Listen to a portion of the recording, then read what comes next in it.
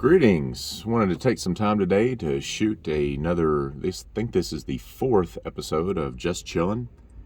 And today I'd like to talk about kind of a hot button topic. There's been a lot of fuss in the meteorological community lately about these small Facebook weather pages. So there's been some high profile individuals within the weather community that have begun to really speak out pretty vehemently about these lesser known startup weather pages on Facebook that have been pushing out forecasts, and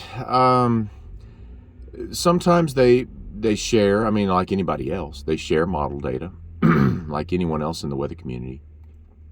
And I mean, who doesn't do that, right? Who doesn't share model data within the community on their Facebook page? I'm sure there's somebody, small collection of folks, but for the most part, all of us do, myself included. And it's just interesting to me how all of a sudden, out of nowhere, there just seems to be this strong banding together to, I don't know, it almost seems like to shut down these small weather pages on Facebook.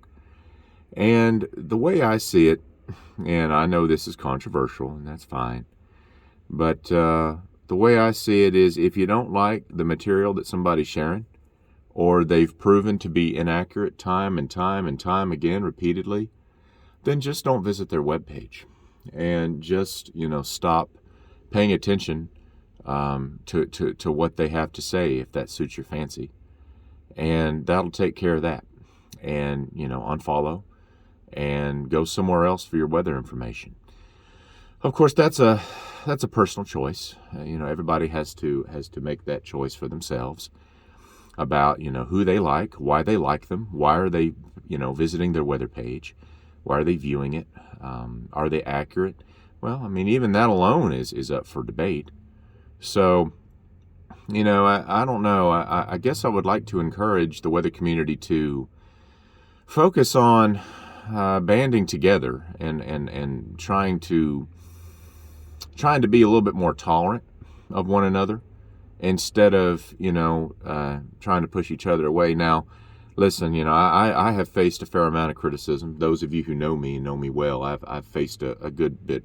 Those of you who know my story know that I've faced a pretty strong amount of criticism, and that's fine.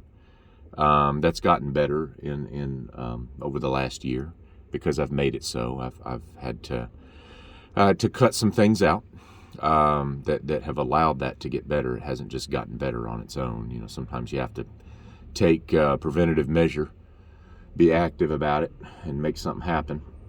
So anyway, the point is that if you don't like somebody's page, if they've proven to be inaccurate, or you've perceived them to be inaccurate, just don't pay attention to their page, and go elsewhere for your information.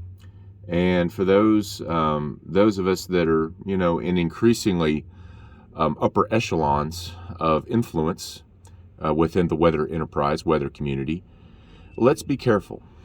Let's be careful to try to better ourselves first, and to push out accurate forecasts and make ourselves, myself included, the very best forecaster and bearer or spreader of information that we can.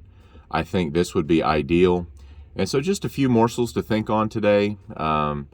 It's just interesting to see how it has surged all of a sudden, and we'll see where it goes from here. So I'm meteorologist Chris Lasakis, and thanks for tuning in.